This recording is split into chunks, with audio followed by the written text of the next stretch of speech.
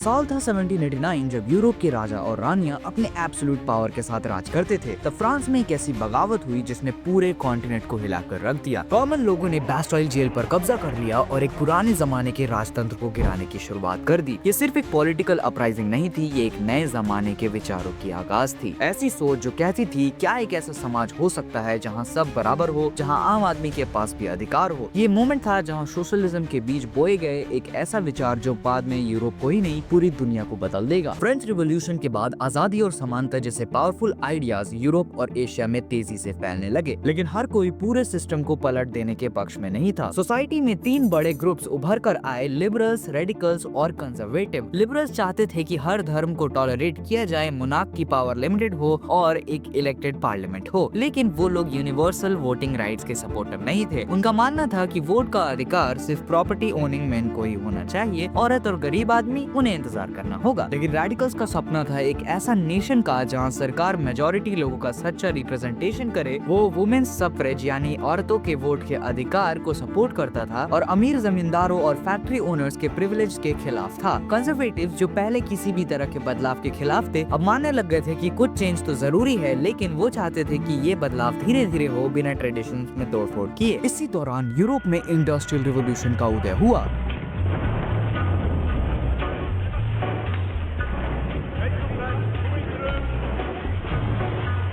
गांव के लोग नौकरी की तलाश में शहरों की तरफ भागने लगे, लेकिन उन्हें मिला क्या? 16-16 घंटे काम, मेहनत के बदले चुल्लू भर सैलरी, गंदे स्लम्स और बचपन छीन जाने वाली मजदूरी। इवन 5 साल के बच्चे माइंस में काम करते थे। उसी वक्त इंग्लैंड के रॉबर्ट ओवन जैसे थिंकर्स ने कोऑपरेटिव का आइडिया दिया, ऐसी कम्युनिटीज जहां लोग मिलकर काम करें और मुनाफा बांट लें। फ्रांस के लुइस ब्लैंक ने गवर्नमेंट से डिमांड की कि एक ऐसे कोऑपरेटिव बनाए जाएं जो कैपिटलिस्ट सिस्टम के अल्टरनेटिव हो। फिर आया 1848 जब दो जर्मन फिलोसोफर्स कार्ल मार्क्स और फ्राइडरिच एंजल्स ने एक छोटी सी किताब लिखी, द कम्युनिस्ट मैनिफेस्टो। उसकी शुरुआत होती है एक वार्निंग से, एक भूत यूरोप में घूम रहा है, कम्युनिज्म का भूत। मार्क्स का मानना था कि समाज का इतिहास असल में क्लास स्ट्रगल का इतिहास है। कैपिटलिज्म एक सिस्टम है जो मजदूरों का शोषण करता है, अमीरों के पास पावर और पैसा होता है जबकि काम करने वाले गरीबी में जीते हैं। मार्क्स ने प्रेडिक्शन किया कि एक दिन मजदूर खिलाफ उठेंगे, कैपिटलिस्ट सिस्टम को गिराएंगे और एक ऐसा समाज बनाएंगे जहाँ सारी प्रॉपर्टी सामूहिक होगी, जिसे हम कम्युनिज्म कहते हैं। ये विचार रूलिंग क्लासेस के लिए डर का कारण बन गया, लेकिन करोड़ों मजदूरों के लिए उम्मीद का एक दीपक। 1870s तक सोशलिस्ट आइडियाज यूरोप में फैलने लगे। सेकेंड इंटरनेशनल जैसे इंटरनेशनल सोशलिस्ट ग्रुप बने। इंग्लैंड और जर्मनी में ट्रेड यूनियंस बन गए जो मजदूरों के राइट्स के लिए लड़ने लगे। ब्रिटेन में लेबर पार्टी और फ्रांस में सोशलिस्ट पार्टी बनी। जर्मनी का सोशल डेमोक्रेटिक पार्टी काफी पावरफुल हो गया। ये सब इस तरफ इशारा कर रहे थे कि एक नया समाज बन रहा था। 1871 में पेरिस के मजदूरों ने कुछ दिनों के लिए पूरे शहर अपने कब्जे में कर लिया और बनाई पेरिस कम्यून, दुनिया की पहली सोशलिस्ट गवर्नमेंट। सिर्फ 72 दिन चली, लेकिन उसने साबित कर दिया कि सोशलिज्म सिर्फ एक आइडिया नहीं, एक रियलिटी भी हो सकती है। इस दौरान रशिया एक फेडरल मोनार्की था जहां सार निकोलस II की एब्सोल्यूट पावर चलती थी। देश के 85% लोग सिर्फ खेती का काम करते थे और अर्बन एरियाज में भी कुछ ही इंडस्ट्रियल पॉकेट्स थी जैसे सेंट पीटरबर्ग और मॉस्को। मजदूर डिवाइडेड थे, स्किल्ड वर्कर्स अपने आप को एलाइट मानते थे और उनके बीच भी एक हायरार्की थी। वुमेन वर्कर्स की संख्या बढ़ती जा रही थी, लेकिन उनकी सैलरी आधी होती थी।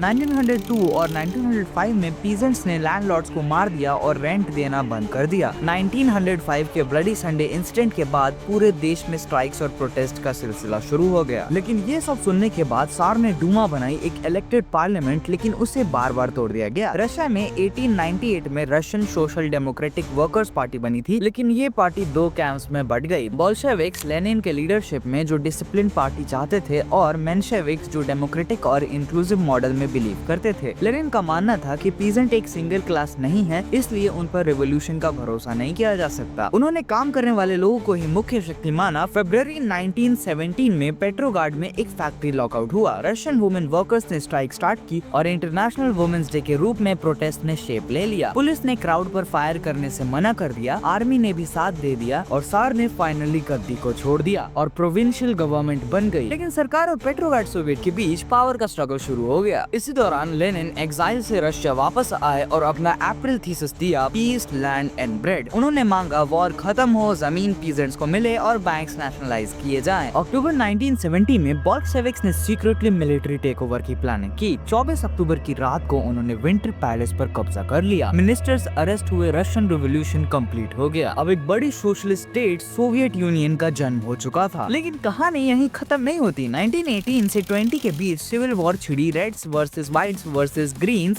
रेड्स मतलब Bolsheviks, whites versus tsar supporters और ग्रीन मतलब socialist revolutionaries. France, Britain, America जैसे देशों ने व्हाइट्स को सपोर्ट किया, लेकिन बोल्शेविक्स जीत गए। अमेरिका क्या कहता था? क्या हो तुम? आज हम कहते तू क्या है बे? हमें लेनिन के बाद स्टेलिन आए और उन्होंने कलेक्टिवाइजेशन स्टार्ट किया। छोटी जमीन पर प्राइवेट फार्म्स हटाकर कलेक्टिव फार्म्स बनाए गए, जिसे कॉलकोस कहते थे। जो अपोज करता था उसे कुलक कहकर पनिश कर दिया जाता था। लाखों लोग एग्जाइल या फिर कैंप्स में भेजे गए। 1930s में एक ऐसा फेमाइन आया जिसने मिलियंस ऑफ लोगों को मार दिया। दुनिया ने देखा यूएसएसआर सोशलिस्ट था लेकिन डेमोक्रेटिक नहीं। सेंसरशिप, डिक्टेटरशिप और रिप्रेशन का सिस्टम बन चुका था, फिर भी सोवियत यूनियन एक सुपर पावर बन गया। उसके इंडस्ट्रियल और एजुकेशनल ग्रोथ ने पुअर लोगों को अपलिफ्ट किया। अरे ये लड़की इसको इतना घूर क्यों रही है? क्रश व्रश हो गया है क्या? Oh sorry, let's go back to the topic.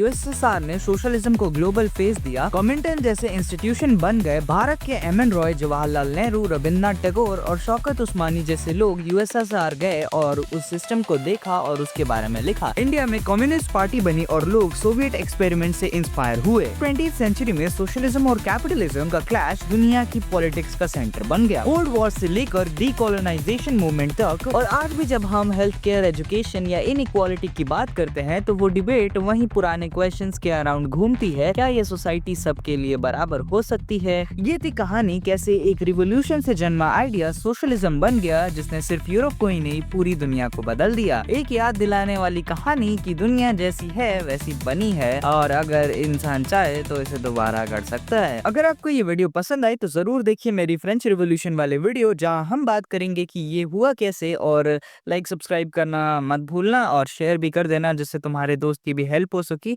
क्योंकि उससे मुझे आपके लिए और अच्छे वीडियोस बनाने में बहुत मदद मिलेगी। बाय।